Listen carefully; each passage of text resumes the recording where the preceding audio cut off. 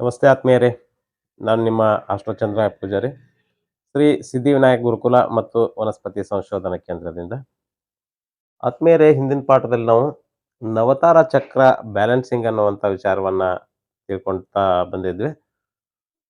ಈಗ ಅದರ ಮುಂದುವರೆದ ಭಾಗವಾಗಿ ಏನೊಂದು ಜನ್ಮತಾರೆ ಅನ್ನುವಂಥದ್ದಿದೆ, ಅದಕ್ಕೆ ಸಂಪತ್ತಾರೆ ಅನ್ನುವಂಥದ್ದು ಕೆಲಸ ಮಾಡಬೇಕು ಅಂತ ಕೇಳಿದ್ರೆ ಅದರ ಒಂದು ಹಿಂದಿನ ನಕ್ಷತ್ರ ಅಂದ್ರೆ 27ನೇ ನಕ್ಷತ್ರವನ್ನ ಫಾಲೋ ಅಪ್ ಮಾಡಬೇಕು ಅನ್ನುವಂಥ ವಿಚಾರವನ್ನ ಹಿಂದಿನ ಪಾಠದಲ್ಲಿ ತಿಳಿಸಿದ್ದೆ ಅಲ್ಲ. ಈಗ ಮೊದಲು ಈ ಜನ್ಮ ತಾರೆ ವಿಚಾರಕ್ಕೆ ಬರೋಣ. ನ್ಯಾಚುರಲ್ ಆಗಿ ಏನೊಂದು ಕಾಲಪುರುಷ ಕುಂಡಲಿ ಅನ್ನುವಂಥದ್ದು ಇದೆ. ಈ ಕಾಲಪುರುಷ ಕುಂಡಲಿಯಲ್ಲಿ ಜನ್ಮ ತಾರೆ ಅನ್ನುವಂಥದ್ದು ಮೊದಲನೇದು ಬಂದು ಅಶ್ವಿನಿ ನಕ್ಷತ್ರ ಅನ್ನುವಂಥದ್ದಕ್ಕೆ ಬರೋಣ. ಈಗ ಮೊದಲು ಏನ್ ತಿಳ್ಕೊಬೇಕಾಗತ್ತೆ ನಾವಿಲ್ಲಿ ಅಂತ ಕೇಳಿದ್ರೆ, ಅಶ್ವಿನಿ ನಕ್ಷತ್ರದ ಗುಣಗಳೇನಿದೆ, ಏನ್ ಗುಣ ಇದೆ ಅವರಲ್ಲಿ, ಹಣ ಬರ್ಬೇಕು ಅಂದ್ರೆ ಏನ್ ಮಾಡ್ಬೇಕು ಪ್ರತಿಯೊಬ್ರು ಅನ್ನುವಂಥದ್ದನ್ನ ತಿಳ್ಕೊಂಡಿರ್ಬೇಕಾಗತ್ತೆ. ಇಲ್ಲಿ ಮೊದಲನೇದಾಗಿ ಅಶ್ವಿನಿ ನಕ್ಷತ್ರ ಜನ್ಮತಾರೆ ಅನ್ನುವಂಥದ್ದು. ಈ ಅಶ್ವಿನಿ ನಕ್ಷತ್ರ ಇದರ ಕೆಲಸ ಏನು ಅಂತ ಕೇಳಿದ್ರೆ, ಟು ಸ್ಟಾರ್ಟ್ ನ್ಯೂ ವರ್ಕ್ ಅಂತ, ಹೊಸ ಕಾರ್ಯವನ್ನು ಪ್ರಾರಂಭ ಮಾಡೋದಕ್ಕೆ ಜನನ ಆಗಿರುವಂತ ಒಂದು ನಕ್ಷತ್ರ ಇದು. ಇದರ ಅಧಿಪತಿ ಬಂದು ಕೇತು. ಇಲ್ಲಿ ಅಶ್ವಿನಿ ಕುಮಾರ ಇದರ ದೇವತೆ ಅನ್ನುವಂತ ವಿಚಾರ ನಮ್ಗೆ ಇಲ್ಲಿ ತಿಳಿದು ಬರುತ್ತೆ. ಸಿಂಬಲ್ ಏನು ಅಂತ ಕೇಳಿದ್ರೆ ಇದು ಹಾರ್ಸ್, ಕುದುರೆ ಎನ್ನುವಂಥದ್ದು ಕಾಣಿಸುತ್ತೆ ಇಲ್ಲಿ. ಆಮೇಲೆ ಇಲ್ಲಿ ಕೇತು ಅಧಿಪತಿ ಅನ್ನುವಂಥದ್ದು ತಿಳಿದು ಬರುತ್ತೆ ನಮ್ಗಿಲ್ಲಿ. ಕೇತು ಅಧಿಪತಿ ಆದ್ರೆ ಅವನ ಕ್ಯಾರೆಕ್ಟರ್ ಏನಿದೆ, ಮೊದಲನೇದಾಗಿ ಏನಂತ ಕೇಳಿದ್ರೆ ಮಿಸ್ಟೇರಿಯಸ್ ಅನ್ನುವಂಥದ್ದನ್ನ ಹೇಳಿದ್ದಾರೆ, ನಿಗೂಢ ಸ್ವಭಾವ ಅನ್ನುವಂಥದ್ದು ಇದೆ ಅವನದ್ದು. ಎರಡನೇದು ಹಿಡನ್, ಗುಪ್ತವಾಗಿರ್ತಕ್ಕಂಥ ರಹಸ್ಯಗಳಿದೆ ಅವನಲ್ಲಿ.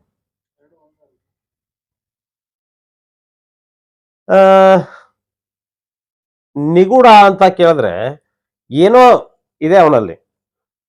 ಯಾವುದರಿಂದ ಬಂದಿರೋದು, ಹಿಂದಿನಿಂದ ಬಂದಿರೋದು ಏನೋ ಇದೆ.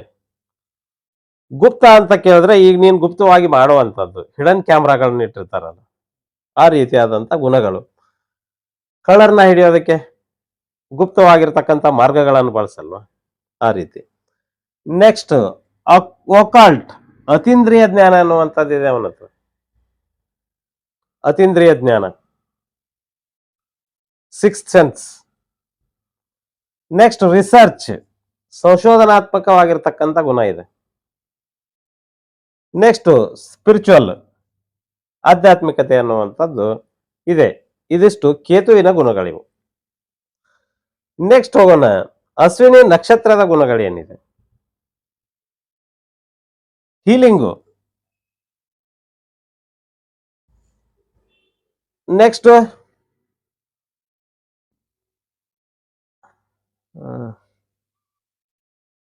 ನರ್ಸಿಂಗ್, ಪೋಷಣೆ. ಆಮೇಲೆ ಮೆಡಿಸಿನ್, ಆಮೇಲೆ ಎಂಪತಿ. ಅಂದ್ರೆ ಇವನ್ ಯಾತಕ್ ಬಂದಿದ್ದಾನೆ ಇಲ್ಲಿ, ಇವನು ಒಂದು ಚಿಕಿತ್ಸೆ ಕೊಡುವಂತ ಗುಣ ಇವನಲ್ಲಿ ಇದೆ. ಪೋಷಣೆ ಮಾಡೋದಕ್ಕಾಗಿ ಇವನು ಚಿಕಿತ್ಸೆ ಕೊಡೋದಕ್ಕೆ ಅಂತ ಹೇಳಿ ಜನ್ಮ ತಗೊಂಡಿರ್ತಕ್ಕಂಥ ಒಂದು ನಕ್ಷತ್ರ ಇದು ಅಶ್ವಿನಿ ನಕ್ಷತ್ರ ಅನ್ನುವಂಥದ್ದು. ಇಲ್ಲಿ ನೆಕ್ಸ್ಟ್ ಸಂಪತ್ತಾರೆ ಅನ್ನುವಂಥ ವಿಚಾರಕ್ಕೆ ಬರೋಣ. ಈಗ ಯಾಕೆ ಈ ವಿಷಯವನ್ನ ಇಷ್ಟ ಡೀಪ್ ಆಗಿ ಹೇಳ್ತಾ ಇದ್ದೀನಿ ಅಂತ ಕೇಳಿದ್ರೆ, ಹಣ ಬರ್ಬೇಕು ಅಂತಂದ್ರೆ ಮೊದಲು ನಾನು ಯಾರು ಅನ್ನುವಂಥದ್ದನ್ನು ತಿಳ್ಕೊಂಡಿರ್ಬೇಕು, ನನ್ನಲ್ಲಿ ಏನು ಗುಣ ಇದೆ, ಮತ್ತೆ ಅದಕ್ಕೆ ಪೂರಕವಾಗಿ ನಾನು ಏನ್ ಮಾಡ್ಬೇಕು ಅಂತ ಹೇಳಿ ನನಗೆ ನೆನಪಿದ್ರೆ ಖಂಡಿತವಾಗ್ಲೂ ಕೂಡ ಆ ಹಣ ಬರುತ್ತೆ ಅನ್ನುವಂಥದ್ದನ್ನ ತಿಳಿಸೋದಕ್ಕೋಸ್ಕರ ಇದನ್ನ ಡೀಪ್ ಆಗಿ ಹೇಳ್ತಾ ಇರುವಂತದ್ದು. ಭರಣಿ ನಕ್ಷತ್ರ, ಈ ಭರಣಿ ನಕ್ಷತ್ರ ಅನ್ನುವಂಥದ್ದು ಏನಿದೆಯೋ ಇದರ ಒಂದು ಸಿಂಬಲ್, ಇದರ ಲಾರ್ಡ್ ಬಂದು ಶುಕ್ರ. ಇಲ್ಲಿ ಕೇತು ಅಧಿಪತಿ ಆಗಿದ್ದಾನೆ, ಭರಣಿ ನಕ್ಷತ್ರಕ್ಕೆ ಶುಕ್ರ ಅಧಿಪತಿ ಆಗಿದ್ದಾನೆ. ಇಲ್ಲಿ ಸಿಂಬಲ್ ಬಂದು ಏನಿದು, ಯೋನಿ. ಗರ್ಭ, ಧರಣಿ. ಒಂದು ಮಂತ್ರ ನೆನಪು ಮಾಡ್ಕೋಬಹುದು ನೀನೀಗ. ಇದು ಎರಡು ಮೇಷರಾಶಿನಲ್ಲೇ ಬರುವಂತಹದ್ದು. ಧರಣಿ ಗರ್ಭ ಸಂಭೂತಂ ವಿದ್ಯುತ್ ಕಾಂತಿ ಸಮಪ್ರಭಂ ಕುಮಾರಂ ಶಕ್ತಿ ಹಸ್ತಂಚ ಮಂಗಳಂ ಪ್ರಣಮಾಮ್ಯಹಂ ಅಂತ. ಏನು ಉತ್ಪತ್ತಿ ಆಗತ್ತೆ ಇಲ್ಲಿ? ಧರಣಿ ಗರ್ಭ ಸಂಭೂತಂ ವಿದ್ಯುತ್ ಕಾಂತಿ ಸಮಪ್ರಭಂ ಕುಮಾರಂ ಶಕ್ತಿ ಹಸ್ತಂಚ ಮಂಗಳಂ ಪ್ರಣಮಾಮ್ಯ. ಯಾರು ಉತ್ಪತ್ತಿ ಆಗ್ತಾರಲ್ಲಿ? ಧರಣಿ ಗರ್ಭ, ವಿದ್ಯುತ್ ಕಾಂತಿ, ಇದರಿಂದ ಯಾರ ಉತ್ಪತ್ತಿ ಆಗ್ತಾರೆ? ಮಂಗಳ, ಕುಜ, ಕೃತಿಕಾ ನಕ್ಷತ್ರ. ಹೌದಾ? ಮುಂದೆ ಬರೋದೇನು? ಕೃತಿಕಾ ನಕ್ಷತ್ರ. ಕೃತಿಕಾ ಅಂದ್ರೆ ಯಾರು ಇವನು? ಕಾರ್ತಿಕೇಯ. ಇವನೇನ ಕುಜ? ಉತ್ಪತ್ತಿ ಹೇಗಾಯ್ತು ಅನ್ನುವಂಥದ್ರ ಬಗ್ಗೆ ನಮ್ಗೆ ಗೊತ್ತಿರ್ಬೇಕು. ಇವಳು ಧರಣಿ, ಇಲ್ಲಿ ಯೋನಿ ಇದೆ, ಯೋನಿಜ ಜನನ ಎಲ್ಲೇ ಅಲ್ಲಿಂದಾನೇ ಆಗೋತ್ತಾನೆ. ಗರ್ಭ ಅದು, ಅದಕ್ಕೆ ಧರಣಿ ಗರ್ಭ ಸಂಭೂತಂ ವಿದ್ಯುತ್ ಕಾಂತಿ ಸಮಪ್ರಭಂ ಕುಮಾರಂ ಶಕ್ತಿ ಹಸ್ತಂಚ ಮಂಗಳಂ ಪ್ರಣಮಾಮ್ಯಹಂ. ಮೇಷರಾಶಿ ಉತ್ಪತ್ತಿ ಇದು. ಇಲ್ಲಿ ನಾವು ಮೊದಲು ಇದಕ್ಕೆ ಅಧಿಪತಿ ವೀನಸ್ ಅನ್ನುವಂಥದ್ದು ಗೊತ್ತಾಗಿದೆ ನಮ್ಗಿಲ್ಲಿ, ಶುಕ್ರ. ಇದರ ಡಯಟಿ ಬಂದು ಯಮ ದೇವತೆ ಇದಲ್ಲ, ಯಮ ದೇವತೆ ಇದು. ಯಮ ಅಂದ್ರೆ ಏನ ಇಂಡಿಕೇಟ್ ಮಾಡುತ್ತೆ ಅಲ್ಲಿ? ಧರ್ಮವನ್ನ ಇಂಡಿಕೇಟ್ ಮಾಡುತ್ತೆ. ಸಾವಿನ ದೇವತೆ ಆಗಿದ್ರು ಕೂಡ ಧರ್ಮವನ್ನ ಇಂಡಿಕೇಟ್ ಮಾಡುತ್ತೆ ಇದು. ಅದಕ್ಕೆ ಮೇಷರಾಶಿ ಅಂತಂದ್ರೆ ಏನಿಲ್ಲಿ? ಅಗ್ನಿ ತತ್ವ, ಧರ್ಮ ಅಂತ ತಾನೇ ಹೇಳಿರೋದು, ಧರ್ಮ. ನೆಕ್ಸ್ಟ್ ಇನ್ನು ಶುಕ್ರನ್ ಕ್ಯಾರೆಕ್ಟರ್ ಬಂದ್ಬಿಡೋಣ. ಈ ಶುಕ್ರನ್ ಕ್ಯಾರೆಕ್ಟರ್ ಬಂದ್ಬಿಟ್ಟು ಏನಿದು? ವೈಪ್ ಅನ್ನುವಂಥದ್ದು ಗೊತ್ತಾಗುತ್ತೆ. Next money, finance, beauty, organised, luxury, comforts, happiness, fine arts. ಇದು ಶುಕ್ರನ ಗುಣಗಳಿದು. ಲಕ್ಸುರಿ ಬೇಕಾ ಶುಕ್ರನ್ಗೆ? ಲಕ್ಸುರಿಯಸ್ ಆಗಿರ್ಲೇಬೇಕಾ? ಸೌಂದರ್ಯ ಇರಬೇಕು. ಆಮೇಲೆ ಸಂಘಟಿತ ಗುಣ, ಆರ್ಗನೈಸೇಷನ್ ಮಾಡೋದು ಯಾರು? ಶುಕ್ರನೇ. ದೊಡ್ಡ ದೊಡ್ಡ ಯೋಜನೆಗಳನ್ನ ಆರ್ಗನೈಸ್ ಮಾಡೋದೇನ ಶುಕ್ರ. ಇಲ್ಲಿ ಹಣಕಾಸು ಅಂತೂ ಬೇಕೇ ಬೇಕು. ಏನೇ ಆರ್ಗನೈಸ್ ಮಾಡ್ಬೇಕಂತ ಹಣಕಾಸು ಅನ್ನುವಂಥದ್ದು ಇರ್ಬೇಕಾಗಿದೆ. ಇಲ್ಲಿ ಕಂಫರ್ಟ್ಸ್, ಸೌಕರ್ಯ ಅನ್ನುವಂಥದ್ದು ಬೇಕಾಗಿದೆ. ನೆಕ್ಸ್ಟ್ ಸಂತೋಷ, ಹ್ಯಾಪಿನೆಸ್. ಮಾಡ್ತಾ ಇರೋದೆಲ್ಲ ಯಾತಕ್ಕೆ? ಖುಷಿ, ತನ್ನ ಖುಷಿಗೆ ತನ್ನ ಸಂತೋಷಕ್ಕಾಗಿ ಮಾಡ್ತಾ ಇರೋದು. ಫೈನ್ ಆರ್ಟ್ಸ್ ಅನ್ನುವಂಥದ್ದು ಕೂಡ ಶುಕ್ರನ ಹತ್ರನೇ ಇರುವಂತದ್ದು ಇದೆ ಇಲ್ಲಿ. ಇನ್ನು ನಕ್ಷತ್ರ ಕ್ಯಾರೆಕ್ಟರ್ ನೋಡಿದಾಗ ಇಂಟೆನ್ಸ್ ಅನ್ನುವಂಥದ್ದು ಕಂಡು ಬರುತ್ತೆ ಇಲ್ಲಿ. ಉದ್ದೇಶ ಪೂರ್ವಕವಾಗಿ ಮಾಡ್ತಕ್ಕಂಥದ್ದು, ಅಂದ್ರೆ ಸೃಷ್ಟಿಯ ಒಂದು ಮೂಲ ಅದು. Next creative. ಕ್ರಿಯೇಟಿವ್ ಅನ್ನುವಂಥದ್ದು ಈ ಒಂದು ಭರಣಿ ನಕ್ಷತ್ರದಲ್ಲಿ ಇರುವಂತ ಒಂದು ಗುಣ, ಅದು ಕ್ರಿಯೇಟಿವಿಟಿ. ಆಮೇಲೆ ಪ್ಯಾಷನೇಟ್ ಅನ್ನುವಂಥದ್ದು, ಉತ್ಸಾಹಭರಿತವಾಗಿ. ಆಮೇಲೆ ಟ್ರಾನ್ಸ್ಫಾರ್ಮೇಟಿವ್ ಅನ್ನುವಂಥದ್ದನ್ನ ಕಂಡು ಬರುತ್ತೆ ಇಲ್ಲಿ. ಪರಿವರ್ತಕ. ಇಲ್ಲಿ ಏನ್ ಮಾಡಕ್ ಬಂದಿರೋದು? ಇದು ಪರಿವರ್ತನೆಯನ್ನ ಮಾಡಕ್ ಬಂದಿರೋದು. ಉತ್ಸಾಹಭರಿತವಾಗಿ ಪರಿವರ್ತನೆಯನ್ನು, ಧರ್ಮ ಕಾರ್ಯದ ಆರಂಭ ಮಾಡಕ್ ಬಂದಿರುವಂತ ಒಂದು ನಕ್ಷತ್ರ ಇದು. ಇದಿಷ್ಟು ಏನಂತ ಕೇಳಿದ್ರೆ ಇಲ್ಲಿ ಭರಣಿ ನಕ್ಷತ್ರದ ಗುಣ ಆಯ್ತು. ಇದು ಅಶ್ವಿನಿ ನಕ್ಷತ್ರದ ಗುಣ ಆಯ್ತು. ಹೌದಾ? ಇದು ಜನ್ಮ ತಾರೆ. ನಿನ್ನಲ್ಲಿ ಏನಿದೆ? ನಿಗೂಢ ರಹಸ್ಯಗಳಿದೆ, ಹೀಲಿಂಗ್ ಮಾಡೋದಂತ ಗುಣ ಇದೆ. ಅಶ್ವಿನಿ ಕುಮಾರನ ಗುಣ ಏನದು? ಚಿಕಿತ್ಸೆ ಕೊಡೋದಕ್ಕೆ ಬಂದಿರೋನವನು. ಅವನು ಒಬ್ಬ ಚಿಕಿತ್ಸಕ, ಸೂರ್ಯನ ಪುತ್ರ, ಡಾಕ್ಟರ್ ಅವನು. ಇಲ್ಲಿ ಸ್ತ್ರೀ ಇದೆ, ಹೆಂಡತಿ. ಇವಳು ಏನ್ ಮಾಡಕ್ ಬಂದಿದ್ದಾಳೆ? ಸೃಷ್ಟಿ ಕಾರ್ಯವನ್ನ ಮಾಡೋದಕ್ಕೆ ಬಂದಿದ್ದಾಳೆ, ಧರ್ಮಬದ್ಧವಾಗಿ. ಹೌದಾ? ಈಗ ಜನ್ಮತಾರೆ ಅನ್ನುವಂಥದ್ದು ಮುಗಿದು ಸಂಪತ್ತಾರೆ ಅನ್ನತಕ್ಕಂಥದ್ದು ಇಲ್ಲಿ ನಡೀತಾ ಇದೆ ಅಂತ ಇಟ್ಕೊಳ್ಳೋಣ. ಈ ಜನ್ಮತಾರೆ ಅನ್ನುವಂಥದ್ದು ಯಾವ ಒಂದು ದಶೆ ಆಗತ್ತೆ ಇದು?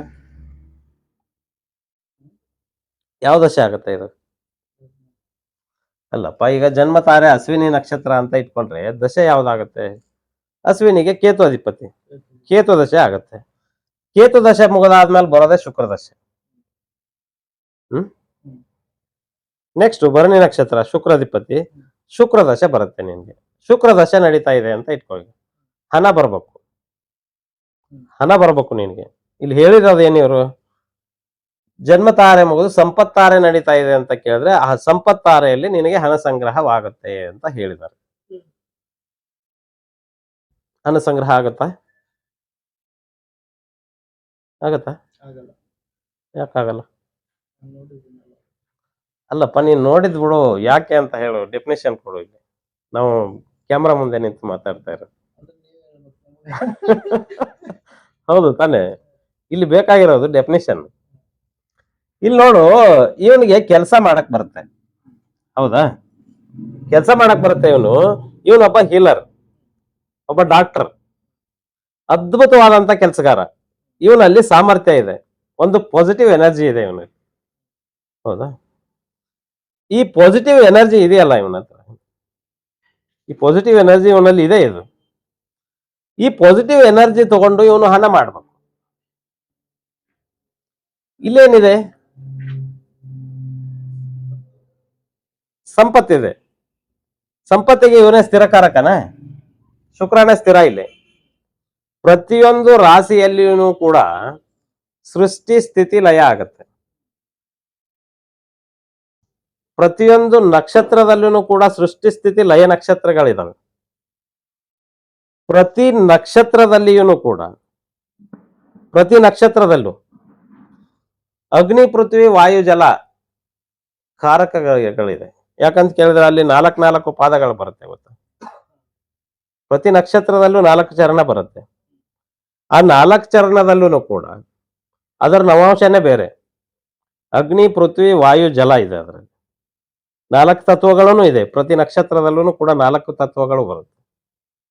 ಇಂತಿಂತವ್ರ ಕ್ಯಾರೆಕ್ಟರ್ ಹೀಗೆ ಆಗತ್ತೆ ಅಂತ ಹೇಳುವಂತದ್ದೇ ಜ್ಯೋತಿಷ್ಯ. ಇಲ್ಲಿ ಕ್ಯಾರೆಕ್ಟರ್ ಬಗ್ಗೆ ಯೋಚನೆ ಮಾಡ್ತಾ ಇರೋದೇನೆ ಅದಕ್ಕೆ. ಇಲ್ಲಿ ನೋಡು, ಇವನು ಸಂಪಾದನೆ ಮಾಡ್ಬೇಕಾಗಿದೆ. ಇಲ್ಲಿ ಖರ್ಚಿದೆ, ಖರ್ಚಿದೆ ತಾನೆ? ಸ್ಥಿರ ಇದೆ, ಇದು ಚರ, ಹೌದಾ? ಆಮೇಲೆ ಇದನ್ನ ನಾನೇನಂತ ಕರಿತೀನಿ? ಸೃಷ್ಟಿ ನಕ್ಷತ್ರ ಅಂತ ಕರಿತೀನಿ ನಾನು. ಸೃಷ್ಟಿ ಮಾಡಕ್ ಬಂದಿರೋದು ಇದು, ಹೊಸ ಸೃಷ್ಟಿ. ಇದು ಸ್ಥಿತಿ, ಸ್ಥಿರ, ಸ್ಥಿರ. ಇದು ಹಣಕಾಸನ್ನು ಮಾಡಿ ತನ್ನ ಹತ್ರ ಇಟ್ಕೋಬೇಕಾಗಿದೆ. ಇವನಲ್ಲಿ ಹಣ ಬರುತ್ತಾ? ಇವನಿಗೇನಿದ್ರು ಖರ್ಚು ತಾನೇ ಅದು, ಇವನಿಗೆ ಖರ್ಚೆ ತಾನೇ ಅದು. ಹಾಗಿದ್ರೆ ಇವನು ಹಣ ಮಾಡ್ಬೇಕಾದ್ರೆ ಏನ್ ಮಾಡ್ಬೇಕು? ಇಲ್ಲಿ ನೋಡು, ಸೌಂದರ್ಯಕ್ಕೆ ಬೇಕಾಗಿರ್ತಕ್ಕಂಥ ವರ್ಧಕಗಳನ್ನ ತರ್ಬೇಕಂದ್ರೆ ಹಣ ಬೇಕು. ಎಂತಿ ಚೆನ್ನಾಗಿ ಕಾಣಿಸ್ಬೇಕಲ್ಲಪ್ಪ, ಹೌದಾ? ಆಮೇಲೆ ಆರ್ಗನೈಸೇಷನ್ ಮಾಡ್ಬೇಕು ಅಂತ ಕೇಳಿದ್ರೆ ಹಣ ಬೇಕಾ? ಐಷಾರಾಮಿ ಜೀವನ ನಡೆಸಬೇಕು ಅಂದ್ರೆ ಹಣ ಬೇಕಾ? ಕಂಫರ್ಟ್ಸ್, ಸೌಕರ್ಯಗಳಿಗೆ ಹಣ ಬೇಕಾ? ಹ್ಯಾಪಿನೆಸ್, ಹಣ ಬೇಕು ತಾನೆ? ಈಗ ಫೈನ್ ಆರ್ಟ್ಸ್ ಮಾಡ್ತಾ ಇದೀಯ ನೀನು ಅಂತ ಇಟ್ಕೋ. ಈಗ ನೀನು ಕರಕುಶಲಗಳನ್ನ ಮಾಡ್ಬೇಕು ಅಂತ ಕೇಳಿದ್ರು ಇನ್ವೆಸ್ಟ್ಮೆಂಟ್ ಮಾಡ್ಬೇಕು, ಹಣ ಬೇಕು. ಅದಕ್ಕೂ ಕೂಡ ಹಣ ಬೇಕು. ಆಮೇಲೆ ಇಲ್ಲಿ ಉದ್ದೇಶಪೂರ್ವಕವಾಗಿ, ಉತ್ಸಾಹಭರಿತವಾಗಿ ಏನನ್ನೋ ಮಾಡಬೇಕು ಅಂತ ಬಂದಿರುವಂತದ್ದು ಆಸೆ ಎಲ್ಲಿದೆ? ಸ್ಥಿರವಾದ ಆಸೆ ಇದೆ. ಇಲ್ಲಿ ಏನೋ ಮಾಡ್ಬೇಕು ಅಂತ ನಿಂತಿರೋದು ಈ ಕ್ಯಾರೆಕ್ಟರೇ ವಿನಃ ಈ ಕ್ಯಾರೆಕ್ಟರ್ ಅಲ್ಲ. ಇದು ಸಪೋರ್ಟಿವ್ ಕ್ಯಾರೆಕ್ಟರ್, ಇದು ಅಷ್ಟೇ. ಈ ಕೇತು ಇದಾನಲ್ಲ, ಇವನು ಬೇರು, ಬೀಜ, ಬೇರಿದು. ಇದು ಇವನ್ ಸಪೋರ್ಟ್ ಮಾಡಕ್ ಬಂದಿರೋದು ಅಷ್ಟೇ. ಇವನ್ ಕ್ಯಾರೆಕ್ಟರ್ ಏನು ಅಂತ ಕೇಳಿದ್ರೆ ಓನ್ಲಿ ಸಪೋರ್ಟಿವ್ ಕ್ಯಾರೆಕ್ಟರ್. ಒಂದು ಪಾಸಿಟಿವ್ ಎನರ್ಜಿ ಅಂತಂದ್ರೆ ಏನು ಅಂತ ಕೇಳಿದ್ರೆ ಇದಕ್ಕೆ ಅದು ಸಪೋರ್ಟಿವ್ ಕ್ಯಾರೆಕ್ಟರ್. ಇಲ್ಲಿ ಇದೆ ಸ್ಥಿರ. ಆದರೆ ಹಣ ಹೇಗೆ ಬರುತ್ತೆ ನಿಮಗೆ? ಬರಬಹುದಾ? ಈಗ ನೀನು ಫಾರ್ ಎಕ್ಸಾಂಪಲ್ ಹೀಲಿಂಗ್, ಏನದು ಹೀಲಿಂಗ್ ಅಂದ್ರೆ? To heal your body. ಹೇಗೆ ಹೀಲ್ ಮಾಡ್ತೀಯ? ಹೇಗೆ? ಯಾವ ಎನರ್ಜಿ ಇರ್ಬೇಕು ನಿನ್ನ ಹತ್ರ? ಎಲ್ಲಿಂದ ಬರುತ್ತೆ? ಡಿವೈನ್ ಎನರ್ಜಿ ಎಲ್ಲಿಂದ ಬರುತ್ತೆ ನಿನ್ಗೆ? ನಿನ್ ಮೇಲ್ ತಾನೇ ಕೈ ಮಾಡೋದು. ಅದಕ್ಕೆ ಹೇಳೋದು ನಿನ್ ಹಿಂದೆ ನೋಡು ಅಂತ. ಮುಂದೆ ಖರ್ಚಿದೆ. ಮುಂದೆ ಖರ್ಚಿದ್ರೆ ನೀನ್ ಇಲ್ಲಿ ಸರಿಯಾಗಿ ಕೆಲಸ ಮಾಡ್ಬೇಕು. ಸರಿಯಾಗಿ ಕೆಲಸ ಮಾಡ್ಬೇಕು ಅಂತ ಕೇಳಿ ನಿನ್ ಹಿಂದೆ ನೋಡ್ಬೇಕು. ನಿನ್ ಹಿಂದೆ ಯಾರೋ ಒಬ್ರು ಇದಾರಲ್ಲ, ಯಾರೋ ಒಬ್ರು ಇರ್ಬೇಕಲ್ಲ. ಇಲ್ಲ ನಿನ್ನ ಕಲಿಸ್ಕೊಟ್ರೋ ಗುರು ಇರ್ಬೇಕು, ಇಲ್ಲ ನೀನ್ ತಂದೆ ತಾಯಿ ಇರ್ಬೇಕು, ಇಲ್ಲ ನೀನ್ ಯಾವ್ದೋ ನಂಬಿರೋ ಒಂದು ಡಿವೈನ್ ಎನರ್ಜಿ ಇರ್ಬೇಕು. ಹೌದಾ? ಇರ್ಬೇಕು ತಾನೆ? ಅವಾಗ ಈ ಕಡೆ ಬರೋಣ. ಈಗ ರೇವತಿ ನಕ್ಷತ್ರಕ್ಕೆ ಬರೋಣ. 27ನೇ ನಕ್ಷತ್ರ ಇದು. ಮೊದಲನೇ ನಕ್ಷತ್ರಕ್ಕೆ ದುಡ್ಡು ಬರ್ಬೇಕು ಅಂತ ಕೇಳಿದ್ರೆ 27ನೇ ನಕ್ಷತ್ರಕ್ಕೆ ಬಂದ್ಬಿಡೋಣ. ಯಾಕೆ ನಾನು ಕೇತುವಿನ ಕಡೆ ಬರ್ಬೇಕು ಅಂತ ಹೇಳ್ತಾ ಇದ್ದೀನಿ ಅಂದ್ರೆ, ಈ 12ನೇ ಮನೆ ಇದೆಯಲ್ಲ, 12ನೇ ಮನೆ, ಇದನ್ನ ನೀನ್ ಏನಪ್ಪಾ ಅಂತ ಕೇಳಿದ್ರೆ ಮೆಡಿಟೇಷನ್ ಅಂತ ಕರೀತಾರೆ. ಮೆಡಿಟೇಷನ್. ನೀನ್ ಧ್ಯಾನ ಮಾಡ್ಬೇಕು ಒಂದು. ಯಾಕೆ ಇವನು ಧ್ಯಾನ ಮಾಡ್ಬೇಕು ಅಂತ ಕೇಳಿದ್ರೆ, ನಿನ್ನ ಎನರ್ಜಿಯ ಉತ್ಪತ್ತಿನೇ ಇವನು. ಇಲ್ಲಿ ನೀನ್ ಇಲ್ಲಿ ಇದೆಯಾ, ಇಲ್ಲಿ ನಿನ್ಗೇನು ಕೆಲಸ ಇಲ್ಲ. ಇಲ್ಲಿ ಇವನು ಹೋಗ್ಬೇಕಾದ್ರೆ ಇದನ್ನೆಲ್ಲ ನಿನಗ್ ಕೊಡ್ತಾ ಇದ್ದಾನೆ. ಇಲ್ಲಿ ಎನರ್ಜಿ ಟ್ರಾನ್ಸ್ಫರ್ ಮಾಡ್ತಾ ಇದ್ದಾನೆ. ಯಾಕಂದ್ರೆ ಇವನು ಹೋಗ್ಬೇಕಾಗಿದೆ ಮೇಲೆ. ಇವನು ಇದನ್ನ ನಿನಗ್ ಕೊಟ್ಟು ಹೋಗ್ಬೇಕು. ಕೊಡೋದಕ್ಕೆ ಅಂತಾನೆ ಇವನು ಇದಾನೆ ಇಲ್ಲಿ. ಆದ್ರೆ ತಗೊಳ್ಳೋದಕ್ಕೆ ನೀನು ಯಾಕೆ ಇಷ್ಟ ಇಲ್ಲ? ಕಾರಣ ಏನು? ಇಲ್ಲ ಶುಕ್ರ, ನಾನು ನಿನ್ಗೆ ಹೇಳಿದ್ದೆ ಹುಡುಗಿಯಿಂದ ಓಡ್ತಾ ಇದೆಯಪ್ಪ, ನಿನ್ ಅಪ್ಪನ ನೆನಪಿಲ್ಲ ಅಂತ. ಹೌದಾ? ಆದ್ರೆ ಇಲ್ಲಿ ಖರ್ಚಿದೆ. ಇಲ್ಲಿ ಮಾತೆತ್ತರ ಖರ್ಚಿದೆ. ಆದ್ರೆ ಇವಳ ಒಂದು ಗೊಂದಲದಲ್ಲಿ ಬಿದ್ದು ಸಿಕ್ಕಾಕೊಂಡು ಒದ್ದಾಡ್ತಾ ಇದ್ದಾನೆ ಇವನು. ಇವನು ಚಿತ್ತ ಆ ಕಡೆ ಇದೆ. ಇವಳ ಗೊಂದಲದಲ್ಲಿ ಬಿದ್ದು ಸಿಗಾಕೊಂಡು ಒದ್ದಾಡ್ತಾ ಇದ್ದಾನೆ ಇವನು. ಇವನು ಹೀಲ್ ಮಾಡ್ಬೇಕು ಅಂತ ಕೇಳಿದ್ರೆ ಏನ್ ಬೇಕಿಲ್ಲಿ? ಮೆಡಿಟೇಷನ್ ಮಾಡ್ಬೇಕು. ಇವನ ಎಲ್ಲ ಗುಣಗಳು ಇವನಲ್ಲಿದೆ. ಗುರುವಿನ ಎಲ್ಲ ಗುಣಗಳು ಕೇತುವಿನಲ್ಲಿ ಇದೆ ತಾನೆ? ಇದೆಯಾ? ಎರಡು ಆಕಾಶ ತತ್ವ ಅದು. ಅದಕ್ಕೆ ಇವನು ಮೆಡಿಟೇಷನ್ ಮಾಡ್ಬೇಕು. ಮೆಡಿಟೇಷನ್ ಮಾಡಿದ್ರೆ ಏನ್ ಬರುತ್ತೆ? ಇವನ್ ಸಬ್ ಕಾನ್ಸಿಯಸ್ ಮೈಂಡ್ ಇದು. ಇದು ಇವನ ಕಾನ್ಸಿಯಸ್ ಮೈಂಡ್. ಹೌದಾ? ಈಗ ವಿಷಯಕ್ಕೆ ಬಂದ್ಬಿಡೋಣ. ಇದು ಇವನ ಕಾನ್ಸಿಯಸ್ ಮೈಂಡ್. ಖರ್ಚಿದೆ. ಆದ್ರೆ ಉದ್ದೇಶಪೂರ್ವಕವಾಗಿ ಸೃಜನಶೀಲ ಉತ್ಸಾಹಭರಿತವಾಗಿ ಪರಿವರ್ತನೆ ಮಾಡುವುದಕ್ಕೆ ಬಂದಿರುವಂತ ಒಂದು ಕ್ಯಾರೆಕ್ಟರ್. ಹೌದಾ? ತಪ್ಪಿದೆಯಾ ಇದರಲ್ಲಿ? ಇದು ಇವನೇ ಸೆಲ್ಫ್. ಆದ್ರೆ ಇವನಿಗೆ ಎನರ್ಜಿ ಬೇಕಾಗಿದೆಯಲ್ಲ, ಇದು ಇವನ ಕಾನ್ಸಿಯಸ್ ಮೈಂಡ್, ಇದು ಇವನ ಸಬ್ ಕಾನ್ಸಿಯಸ್ ಮೈಂಡ್. ನೀನೇನ್ ಮಾಡ್ಬೇಕು ಅವಾಗ ದುಡ್ಡು ಬರ್ಬೇಕು ಅಂದ್ರೆ? ತಗೋಬರ್ಬೇಕು ತಾನೆ ನೀನು. ಎಲ್ಲ ಇದೆ ನಿನ್ನಲ್ಲಿ. ಆದ್ರೆ ಇಲ್ಲಿ ಗೊಂದಲ ಇದೆ, ಇಲ್ಲಿ ಆಸೆ ಇದೆ ಬರೀ. ಆ ಆಸೆಗಳನ್ನ ನೆರವೇರಿಸಬೇಕು ಅಂತ ಕೇಳಿದ್ರೆ ನೀನ್ ಹಿಂದಕ್ಕೆ ತಿರುಗಿ ನೋಡಿ. ಎಸ್, ಅತಿ ಮಿತ್ರ ತಾರೆ, ಪರಮ ಮಿತ್ರ ತಾರೆ. ಹೌದಾ? ರೂಲ್ ಇದೆ. ಅದೇ ಪ್ರತಿಯೊಂದು ಕೆಲಸದ ಹಿಂದೆನು ಇಲ್ಲಿ ಈ ಕೆಲಸ ಆಗಿರ್ಬೋದು, ಇಲ್ಲಿ ಅವನು ಹುಟ್ಸೋದಕ್ ಬಂದಿರಬಹುದು. ಅದ್ರ ಮುಂದೆ ಇನ್ನೇನೋ ಆಸೆ ಇದೆಯಲ್ಲ ಅವನಿಗೆ. ಅದ್ರ ಮುಂದಿಂದ ಹೋದಾಗ ಇವನ್ ತಾನೆ. ಈಗ ಇವನಿಗೆ ಎನರ್ಜಿ ಕೊಟ್ಟಿದ್ದಾನೆ, ಅದೇ ಎನರ್ಜಿಯನ್ನ ಇವನು ಅವನಿಗೆ ಕೊಡ್ಬೇಕು. ಸರಿನಾ? ಎನರ್ಜಿ ಟ್ರಾನ್ಸ್ಫರ್ ಮಾಡ್ಬೇಕು. ಕೆಲಸ ಬೇರೆ ಬೇರೆ ಅಷ್ಟೇ. ಇಲ್ಲಿ ಆಗ್ಬೇಕಾಗಿರೋದೇನು ಅಂದ್ರೆ ಕೆಲಸ ಬೇರೆ ಬೇರೆ ಇದೆ, ಆದ್ರೆ ಎನರ್ಜಿ ಟ್ರಾನ್ಸ್ಫರ್ ಆಗ್ಬೇಕು. ಯಾಕೆ ಟ್ರಾನ್ಸ್ಫರ್ ಆಗ್ಬೇಕು ಅಂತ ಕೇಳಿದ್ರೆ, ಇದು ಅವನ ಸಬ್ ಕಾನ್ಸಿಯಸ್ ಮೈಂಡ್. ಇದು ಹಿಂದಿನ ಜನ್ಮದಲ್ಲಿ ಮುಗಿದು ಹೋಗಿದೆ. ಇವನ ಹತ್ರ ಅದು ವೇಸ್ಟ್ ಇದೆ. ಯಾಕಂತ ಕೇಳಿದ್ರೆ ಇವನು ಮುಂದಕ್ಕೆ ಹೋಗ್ಬೇಕಾಗಿದೆ. ಇದನ್ನ ಇವನಿಗೆ ಕೊಟ್ಟು ಅವನ್ ಮುಂದೆ ಹೋಗ್ಬೇಕಾಗಿದೆ. ಆ ಕಾರಣಕ್ಕೆ ಇದನ್ನ ಕೊಡೋದಕ್ಕೆ ಅಂತಾನೆ ಇವನು ಹಿಂದೆ ಇದ್ದಾನೆ. ಇವನು ಕೂಡ ಹುಟ್ಟಿದ್ದಾನೆ, ನಿನ್ನ ಜೊತೆಯಲ್ಲೇ ಇರುತ್ತಾನೆ. ಎಷ್ಟು ಅಷ್ಟು ಅಕ್ಯುರೇಟ್ ಆಗಿ ಇಂತಿಂತ ಒಂದು ದಶಾ ಅವಧಿಯಲ್ಲಿ ಇಂಥವ್ರೇ ನಿನಗೆ ಬಂದು ಒಳ್ಳೇದ್ ಮಾಡ್ತಾರೆ ಅಂತ ಕೂಡ ಹೇಳುತ್ತೆ, ಇಂಥವ್ರೇ ಬಂದು ನಿನಗೆ ಕೆಟ್ಟದ್ ಮಾಡ್ತಾರೆ ಅಂತ ಹೇಳ್ಬೇಕು ಅಂತ ಕೇಳಿದ್ರೆ ಇವನು ಬದುಕಿದ್ದಾನೆ ಅನ್ನೋದು ನಿಜಾನ? ಬದುಕಿದಾನ? ಆದ್ರೆ ಇವನು ನಿನ್ನ ಹಿಂದಿನ ಜನ್ಮದ ಕರ್ಮ ಸಂಬಂಧಿ. ಒಳ್ಳೇದ್ ಮಾಡೋನಾಗಿರ್ಬೋದು ಮತ್ತು ಕೆಟ್ಟದ್ ಮಾಡೋದವನಾಗಿರ್ಬೋದು. ಒಳ್ಳೇದು ಮತ್ತು ಕೆಟ್ಟದ್ದಕ್ಕೆ ಇವನು ಕಾರಣ. ಯಾಕಂದ್ರೆ ಸಬ್ ಕಾನ್ಶಿಯಸ್ ಮೈಂಡ್ ಅವನು ನಿನ್ ಜೊತೆಲಿ ಇದಾನೆ. ಪ್ರತಿಯೊಂದನ್ನ ಮಾಡುವಾಗ ನೋಡ್, ನೀನು ಪರೀಕ್ಷೆ ಮಾಡು. ಒಂದು ಒಳ ಮನಸ್ಸಿದೆ, ಒಂದು ಹೊರ ಮನಸ್ಸಿದೆ. ಹೊರ ಮನಸ್ಸಿಗೆ ಏನೋ ಬೇಕಾಗಿದೆ, ಒಳ ಮನಸ್ಸಿಗೆ ಅದು ವಿರುದ್ಧವಾಗಿದೆ. ನೀನ್ ಮಾಡ್ತಾ ಇರೋದು ಸರಿ ಇರ್ಲಿಲ್ಲ ಅಂತ ಕೇಳಿದ್ರೆ ನೀನ್ ಮಾಡ್ತಾ ಇರೋದು ಸರಿ ಇಲ್ಲ ಅಂತಾನೆ ಹೇಳ್ತಾನ ಅವನು. ಹೌದಾ? ಮತ್ ನೀನ್ ಯಾರಿಗೆ ವ್ಯಾಲ್ಯೂ ಕೊಡ್ತೀಯ? ಅಂಗೈಯಲ್ಲಿ ಒಂದು ಹುಣ್ಣಾಗಿದೆ ನಿನಗೆ, ಅದಕ್ಕೆ ನಿನಗೆ ಶಾಸ್ತ್ರ ಹೇಳಿದೆ ಒಂದು ಏನಂತ ಕೇಳಿದ್ರೆ ಕನ್ನಡಿ ತಗೊಂಬ ಅಂತ ಹೇಳ್ತಾ ಇದೆ. ಕನ್ನಡಿ ತಗೊಂಬ ಅಂತ ಹೇಳ್ದವನು ಕಳ್ಳ ಅವನು. ಅಂಗೈಯಲ್ಲಿ ಹುಣ್ಣಾಗಿರೋದಕ್ಕೆ ನಿನ್ ಕಣ್ ಕಾಣಿಸಲ್ಲ. ನಿನ್ನ ಒಳಮನಸ್ಸು ಏನ್ ಹೇಳ್ತಾ ಇದೆ ಅಂತ ನಿನಗೆ ಗೊತ್ತಿಲ್ಲ. ನಿನ್ನ ಪರಮ ಮಿತ್ರ ಏನ್ ಹೇಳ್ತಾ ಇದ್ದಾನೆ ಅಂತ ನಿನಗೆ ಗೊತ್ತಿಲ್ಲ. ನೀನ್ ಅವನ್ ಮಾತು ಕೇಳಲ್ಲ. ನೀನ್ ಎಲ್ಲಿ ಓಡ್ತೀಯ ಅಂತ ಕೇಳಿದ್ರೆ ನೀನ್ ಮುಂದಕ್ಕೆ ಓಡ್ತಾ ಇದ್ದಿ. ಯಾಕಂತ ಕೇಳಿದ್ರೆ ಈ ಶುಕ್ರನೊಂದಿಗೆ ರಾಹುವಿನ ಪ್ರಭಾವ, ಆಸೆ. ನಾನು ಅದಕ್ಕೆ ಮೊನ್ನೆ ಹೇಳಿದ್ದೆ ನಿನಗೆ, ಈ ಕಡೆ ಓಡೋದೇನಿದೆಯಲ್ಲ ಇದು ಆಸೆ, ಪಿತೃ, ಹಸಿವು, ದುರಾಸೆ, ಅಟ್ಯಾಚ್ಮೆಂಟ್, ಇಲ್ಯೂಷನ್, ಭ್ರಮೆ. ಇಲ್ಲೇನಿದೆ?